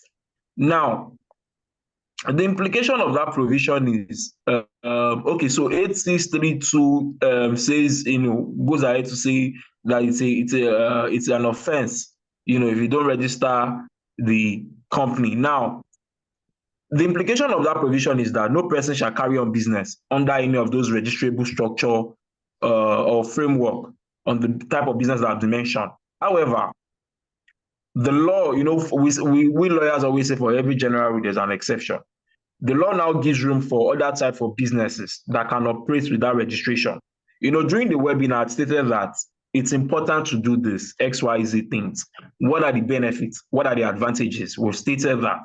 However, it is not criminal to say that. I mean, it's not going to be a criminal act if you don't register it only as a business name. Now, the law gives room for other types of businesses which can operate without registration. Now, the category of those business are those business that were mentioned. The category of business are those business in which the business name, it's only a business name that you're allowed. That's exception number one. Now, the business name has to have the true name or the surname of the individual or partners. That's the exception two. And that's what 8141 says, provides that every individual firm or corporation having a place or business in carrying on in Nigeria on carry on business under a business name shall be registered in the manner provided on in this part. If one, the name does not consist of true surname of all partners, it's more or less like a reverse case. Do you understand? That's what this 8141A says. So it should be noted that while there are debates about it, there are so much ado about CAMA 2020 instantly criminalizing micro and small businesses. A calm analysis of both sections would reveal that it does nothing. It does no such thing. However, the law has defined what it means by your true name. I think it was 868 that, sorry, just to be sure, that defines the true name, what true name means. I think it's 868 that defines what true name means. So what you now have is that, once the name bears your true name, in this context, it's correct to say that you're allowed not to register. However, it's advisable that you do your business registration because this gives clients confidence, allows you to operate a bank account for the business name. Do you understand? And then gives you a corporate personality and limited liability where applicable. So I hope I answered your question. All right, thank you, Salvador. The next question is, what is the position of the law concerning the protection of names and titles? I think Ridwan should just give us his thoughts on this. Okay, Sarah, I can see your question about the position of the law concerning the protections of names and title. Okay, I think the law is very clear, and with regards to trademarks, you can trademark your names and your title. Section 2, 3, and 4 of the Trademark Act covers that and ensures that it creates for the records for the register of trademarks. This record ensures that if anybody is trying to check or trying to cross-check a trademark, you can easily check into the registrar to ensure that is there a trademark that has been registered with regards to this name or this particular logo. And then also Section 3 of the Trademark Act covers the effect of registration and non-registration of trademark in Nigeria. And generally, we have the Patent and Designs Act that covers the issues of patents. If you have an invention, especially maybe a science-related invention or anything that is new that you are just bringing on board and you want to put, or maybe like, for example, someone who is in the fashion industry, they usually make clothing and designs that they can easily register against their name to ensure that no other person can infringe on those rights. So the Patent and Designs Act covers that. And then also the Copyright Act, it also ensures that, your copyright material, your literary works, your creative works are properly registered to ensure that you are distinguished from other businesses and other ideas. So the coming back to your question now, position of the law concerning the protection of names and titles. Okay, so now where anyone infringes on this title or a name that you have registered, you can easily, one, there are some remedies available to you, and some of the remedies is that, one, you can easily write the person to cease and desist from infringing on your trademark, relying on the fact that you have registered it. Then also, you can sue such persons and involved. In fact, we are handling one for a client right now who registered a similar name. Okay, what they did was that we had a CAC registration for a client, and then this person just took the brand name and was using it to sell their products. So what was happening was that the clients of my own client now, people were reaching out to them. Oh, you guys have another product. Please, what's the name? What's the people have been marketing it to us? Can we buy? Can we go in? So people are already buying from that other person, thinking this was this same brand that has the trademark and that has registered with CAC, that is marketing that product. So we had to take them to court on that basis. In fact, they attempted to register with CAC again, and CAC, we had to write CAC, and CAC brought down their application. So the case is still ongoing as it is right now. But where I'm going is that the law offers you protection. The essence of the registration is to ensure that you are protected and no one else infringes on it. And where someone infringes on it and they refuse to cease and desist from the continuing infringement, then you can easily take them up, obtain damages, and even recover some of the items that is involved. Thank you. Okay, thank you so much, Ridwan. I think the next question is also directed to you. Sarah is asking the circumstances where the insurer will be held liable in the contract of insurance with statutory provisions, if any. Okay, so this person is giving me a research work. Okay. I know. Okay, so first of all, an insurer is an entity that is promising payment against covered losses. So covered losses is very, very key in this regard. If there are mostly in contract of insurance, for any insurance, there's also always a contract that states out the obligations of each of the parties. That is, okay, we are covering you for this aspect in case this happens, and we are going to indemnify you. But where in such circumstance, these are the conditions that will enable us to be able to indemnify you. For example, I think an issue came up on X recently about some persons that went to race with cars, and then about 400 million. I think that was the figure that was quoted, but I think the cars involved were not up to that anyway, but they are ridiculous amount of money. So they went to race with the car, and somehow the cars got damaged. So now the issue that will come up is whether in such circumstances your insurer can actually indemnify you in such circumstances. So now my opinion is that those persons might not necessarily, unless the losses involved is covered by the fact that okay, if anything happens, we are going to cover you. But when you are negligent, and then you are negligent in your ways, for example, if you are covered for let's say you have a motor insurance now, a car insurance now, and then someone who doesn't have a driving license is driving your car, and then the car got into a fire incident, or maybe there was an accident on the road due to the fault of the driver involved, then you don't expect, I want to believe that a proper contract of insurance would have exempted such circumstances. So you can only be covered based on the contract of the obligations of the insurer, under your contract of insurance, where anything that goes beyond the obligations of your insurer, or maybe you have not done the condition precedent. For example, let's say your insurance expires today, and then tomorrow morning before you renew it, you have there's an incident of which your insurer ought to have covered.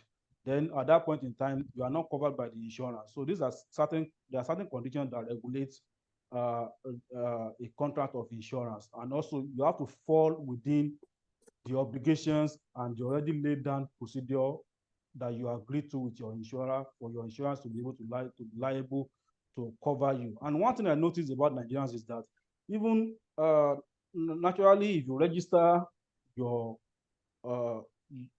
for example, your car now, there's usually a third-party insurance that comes with it. And apart from the third-party insurance, you can also go an extra length to do, okay, I'm going to do a comprehensive insurance. That is, if anything, a third-party insurance always cover the other party, where you damage other people's property, and then this thing, your third-party insurance will cover that, but not necessarily your own car or your own vehicle.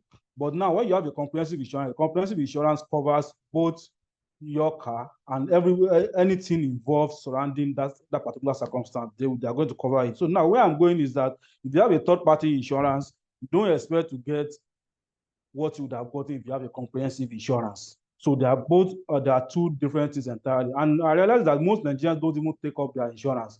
They just pay for the insurance when they were registering for their car.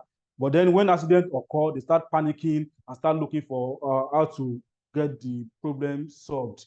Instead of actually, okay, there's you are taking me over. Sometimes people even find themselves in police stations because they damage other people's vehicle on the road. You have a third-party insurance. Call your insurance, let them take it up with the person and get it resolved. So, as someone who is covered by an insurance, your insurance is limited to the obligations of your insurer under the contract of the insurance. And most importantly, you must have fulfilled the condition precedent, which is usually stated beforehand, before you can be able to take up your insurance, before you can be able to be indemnified. Thank you. All right, thank you so much, Ridwan. Sheriff, we have also noted your recommendations. We actually even have sessions like this that educate lawyers, right? But we'll have to take a specific consideration on educating lawyers on how to provide appropriate services to small businesses, as you have mentioned. The only challenge is that most of the times we have low participation from young lawyers generally. So, but the last question, or rather, I have just two other questions. I'm just going to throw it open for any of the speakers. So the first one is, at what point should a small business owner consider hiring a lawyer, even if they're just starting out, maybe they're just starting their businesses? At what point should they consider hiring a lawyer? I know Mohammed will like this one, so let him. Okay, I mean, at the point of registration, trust me, at the point of registration, and the reason why it's very important is that I know your concern with hiring a lawyer as a small business owner will be, okay, how much will I pay and all of that. And that's because so many people have not mastered the art of networking. You see, I have friends that own businesses that I render legal services for them or to them, and I don't charge them anything. There are some that will say, my brother, take this time. My brother, take this recharge card. In fact, there are some of my clients that started, Ridwan will confirm this, that started as clients from the university. When we were in the university, we used to have, when we were in the university, I know they still have it, we used to participate in student union activities. And one of those activities include appearing as law students, appearing for lawyers, non-law students in student union courts. Before I became a judge of the student union, I was a lawyer. I was appearing for people, representing people as their lawyers and all of that, particularly when it has to do with election in the faculties, removal of executives of whatever. So when we moved into the real life and I became a lawyer, my first sort of clients were people that I was acting as their lawyers while I was in school. So even if you cannot afford the services of a lawyer, now have a law student as a friend. Now, the danger of having a law student as a friend is that the law students may be giving you, the law student will want to impress you that, I know. But then when we were law students and we have non-lawyers asking us questions, we have actual lawyers that we consult for advice. That, oh, a friend of mine has this. Even till today, we have some law students that will say, oh, I have a friend who asked me question on this one, and we'll provide the answers. So if you can get used to them from that level, that, okay, you can't afford a lawyer now. Okay, have a law student as a friend, or a law school student as a friend, who can be giving you some of this legal advice gradually, and be appreciative, because you're a business owner.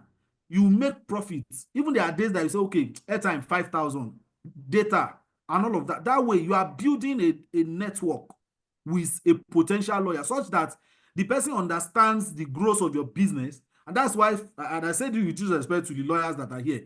For instance, myself and Ridwan now, except by stroke of luck or by God's this thing, that Dangote will employ us as his lawyer.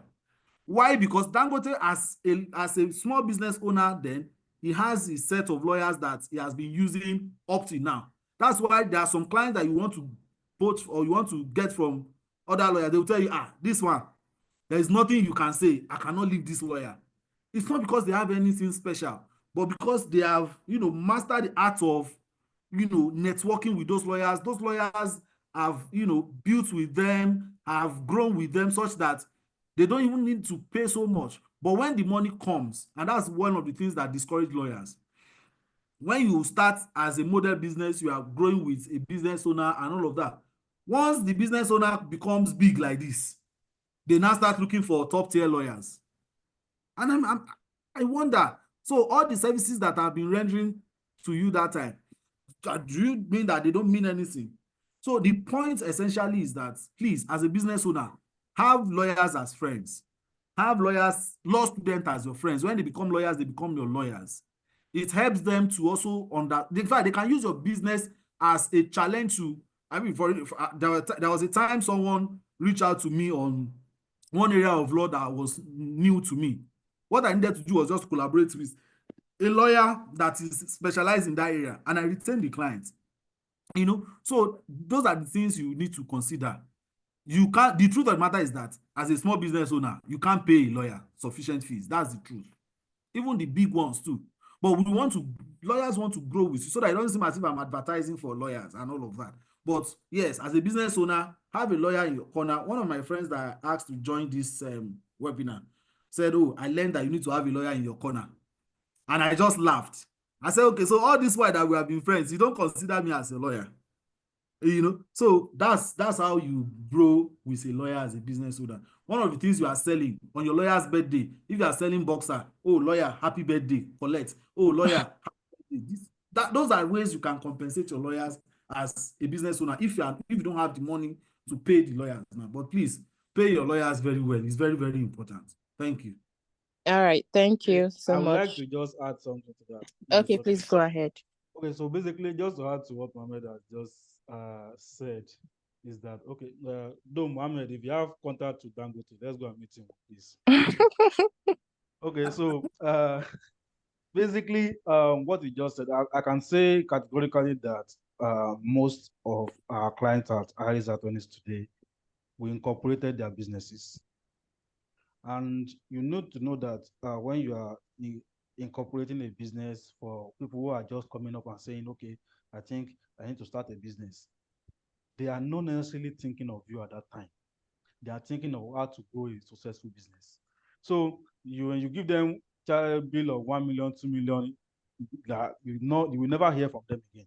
So where I'm going is that relationships are very, very important, and it's very, very key when you're starting a business.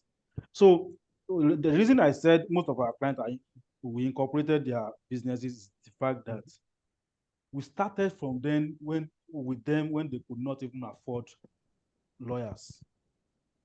So there are some you do for them free of charge, pro bono. There are some that, okay, they'll be like, okay, lawyer, I will be like, okay, you have to pay for this one because this is already coming big. And also there are arrangements that you have with clients to ensure that, okay, we are going to do this for you free of charge, but when we get to this particular stage, this is what you are going to do, this is what you are going to ensure that, okay, the relationship is not parasitic in nature.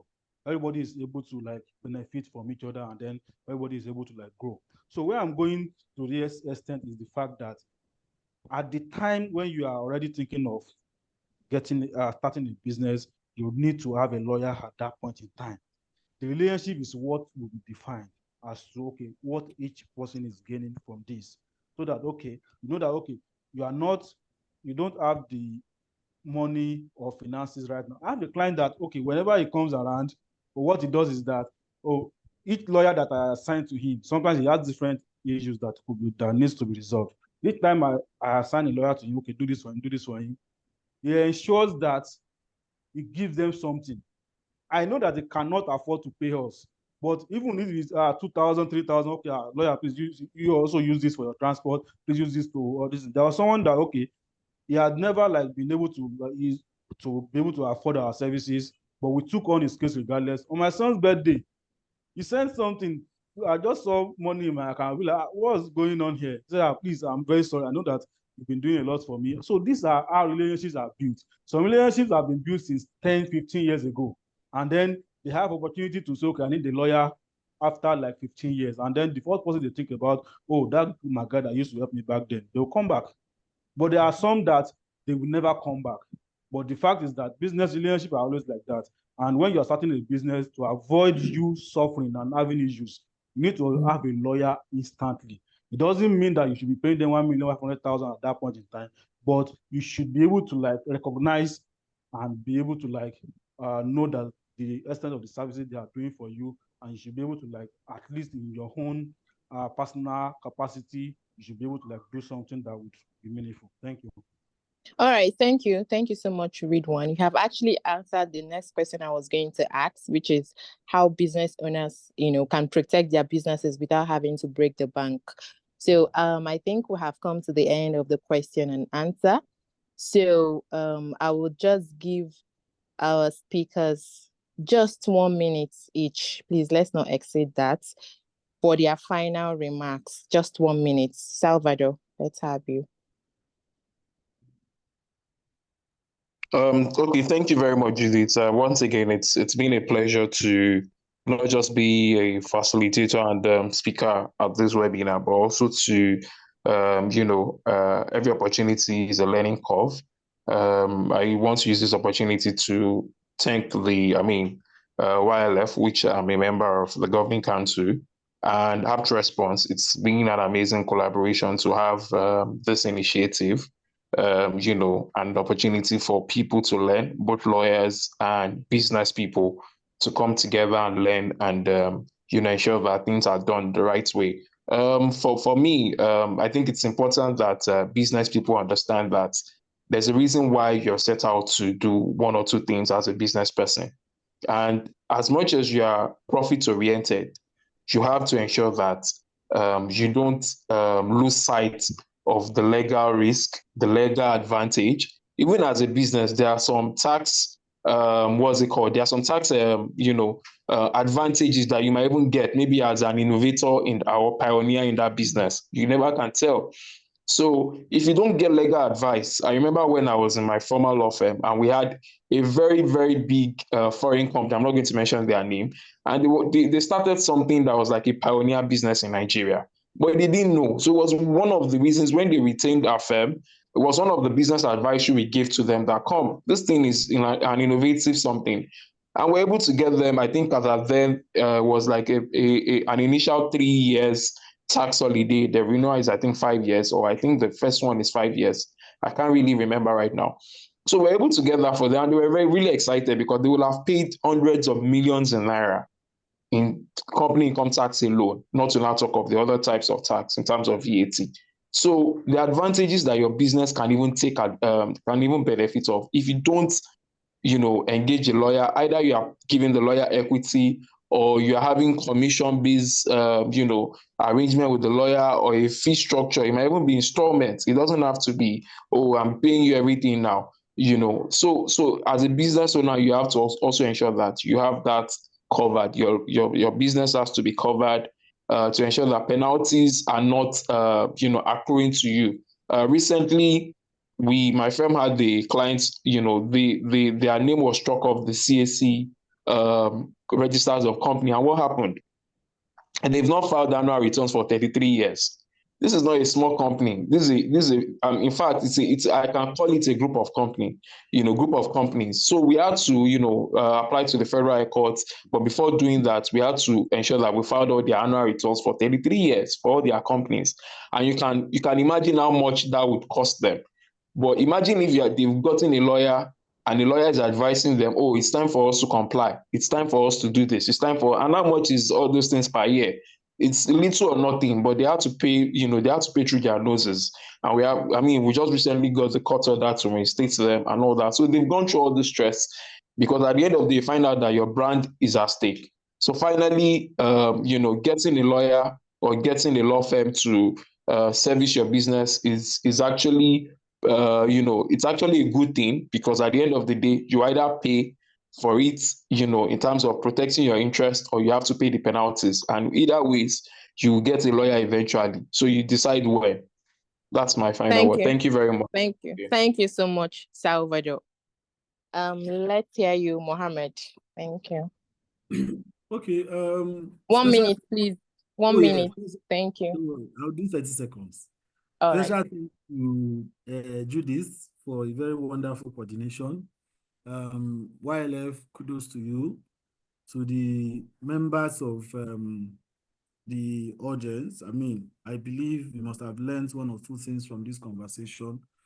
I'm sure that the three of us that have spoken today, our doors are open for further questions, and just hope for the best in your business, and wish you the best as well.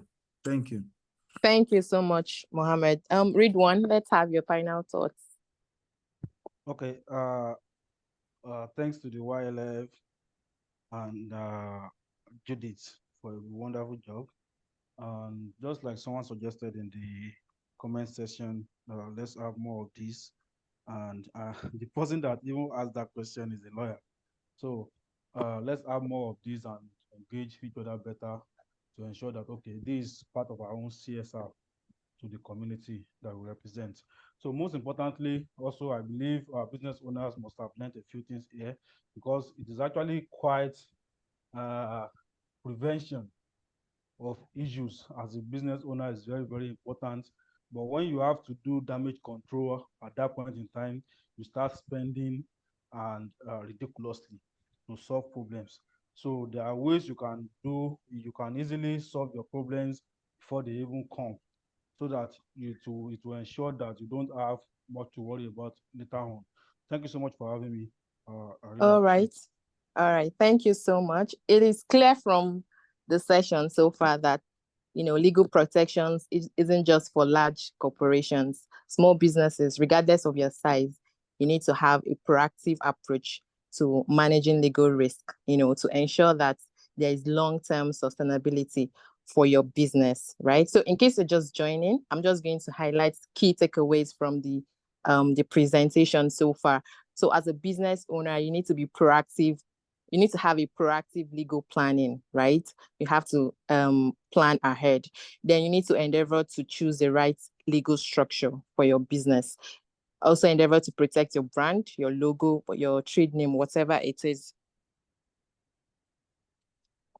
And if your business hires an employee or employees, ensure to stay compliant with the labor laws. And finally, and most importantly, endeavor to have a lawyer or legal advisor on retainership, right? It will help you to navigate so many of these complex issues before they escalate.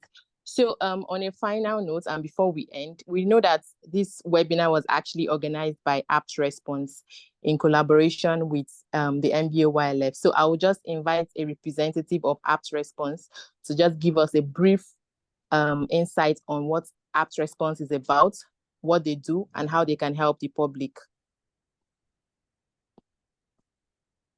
Khadijat, are you the one speaking?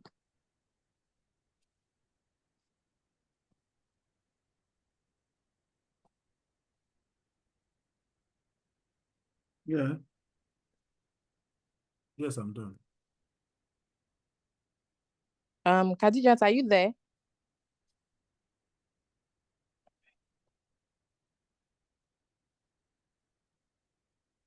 Sorry, guys, 1 minute. Mhm.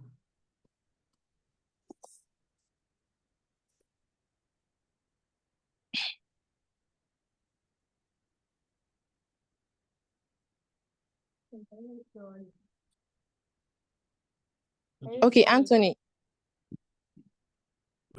Anthony, please, are you here? We're actually waiting for you.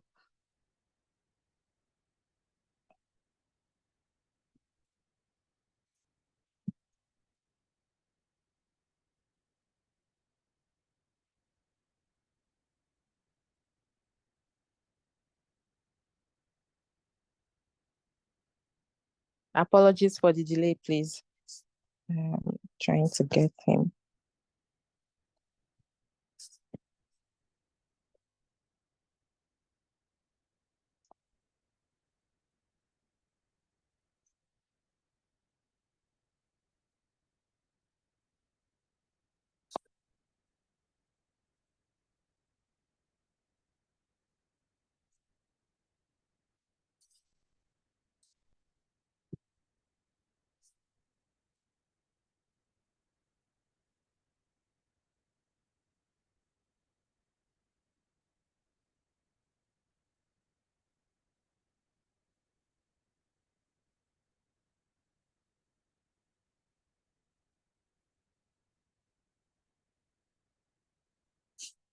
Okay, so while we're waiting for Anthony, for the speakers, I know some of us, the attendees may want to reach out to them personally. So if you don't mind, you can drop maybe your email address or your LinkedIn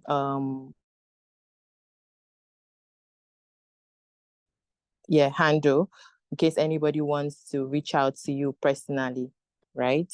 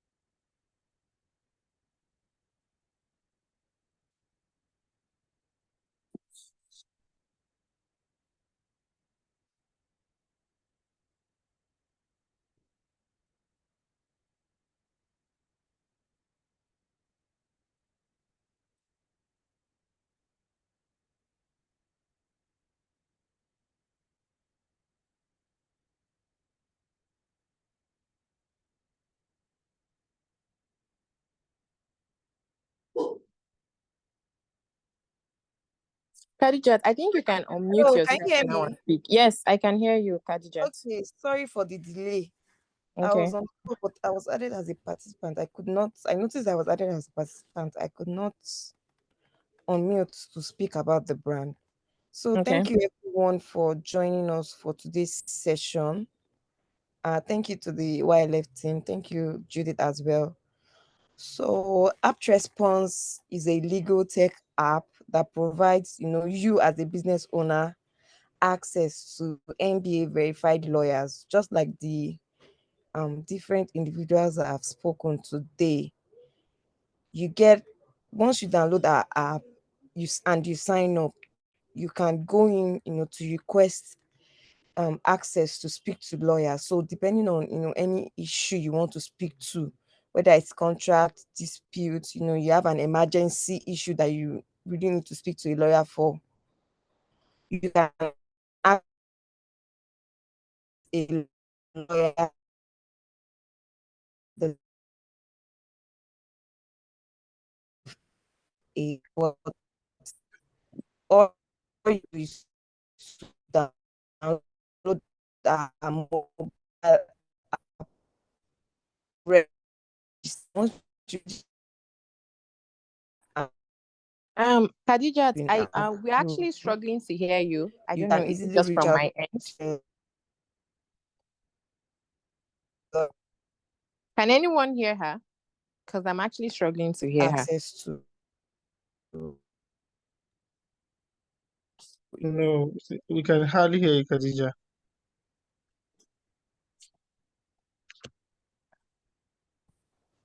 Anthony, is that you? Maybe you can Yes, just yeah, apologies. because I we're don't know. My actually with network has been terrible. It's been on okay. and off. Okay, so can you hear me clearly now? Yes, I can hear you. Okay, great. Um, so App Response is an app that gives you quick access to lawyers. In a nutshell, it means that if you need a lawyer for any use case, especially what has been even been discussed here in terms of your business needs, in terms of like your business registration, your company legal needs, you can get a lawyer on App Response, and it's very, very simple to use. It's just for you to download, sign up with your details, and then you have access to the app. So in the app, you have small claims, you have police reports, and then you have instant sorry, what's it called? Instant instant access to lawyers in the sense of emergency response. Emergency response allows you to get a lawyer wherever you are, the closest lawyer to you. So it works like Uber or Bolt, they give you the nearest driver. So it's just like that. And those are for emergency cases. Maybe you're in a fix where maybe you got arrested by police or something that you need a lawyer instantly. So the emergency response allows you to do that, to get a lawyer that's close to you at that time, and then you get that response immediately. You click on that button. It's the big button in the center. So the other ones I mentioned, small claims, police invitations, those ones when you log in, you state maybe what your issue is. You click on small claims, you go there, it would ask you to like state what your request is, you state it, and lawyers on the platform will respond to you. So it doesn't have to be those close in proximity to you. It could be as far as other states, but as much as possible. Can you hear me? Hello, can you hear me? Just to be sure. Yes, I can hear you, Anthony. Go ahead.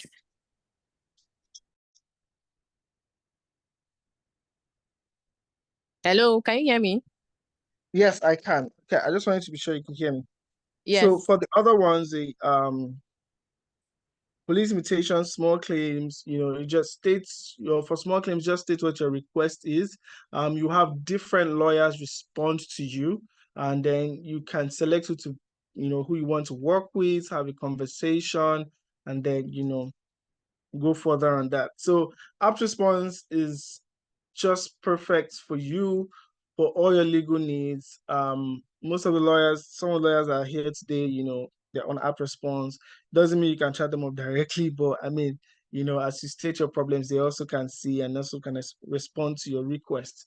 So App Response is the perfect tool for you for all your legal needs, and it's available on Android, it's available on iOS. Easy steps, easy app to use, no complex situation. If you have any quick need or issue, you can reach out to us on our Instagram handle at Response. You can reach out to us on LinkedIn. You can reach out to us on Twitter. You can reach out to us on Facebook as well. Also on the website, our contact numbers are there as well, contact email. And so at every point, we are available to help. We are available to ensure that your legal needs are covered. Thank you. All right. Thank you. Thank you so much, Anthony. And I'm sure everyone already knows that Apt Response is, gives you a quick access to legal services, right? So finally, I want to thank everybody, all the participants that have stayed up till this time, speakers that made out time to, speak to us, give us insight on why it's necessary for business owners to be legally protected. We can see that legal issues, they may seem intimidating or expensive, but they don't have to be, with proper planning, access to the right resources, proactive mindset, and of course, a legal advisor. You can always, navigate all of that. So once again, thank you to everybody, the Apt Response team, Khadijat, everybody that works behind the scenes to, make sure that this webinar was actually a success. My MBOYLF team, thank you so much to everybody. I hope that today's session has provided you with the valuable insights and tools to strengthen your business. I wish you all the best growing your business, and please enjoy the rest of your day. My name is still Judith Ezono. Thank you. All right, thank you, everyone. Thank you, Judith. Please go ahead to download the Apt Response app. We appreciate that. If you have any questions, please reach out to us on our social media channels. Thank you all.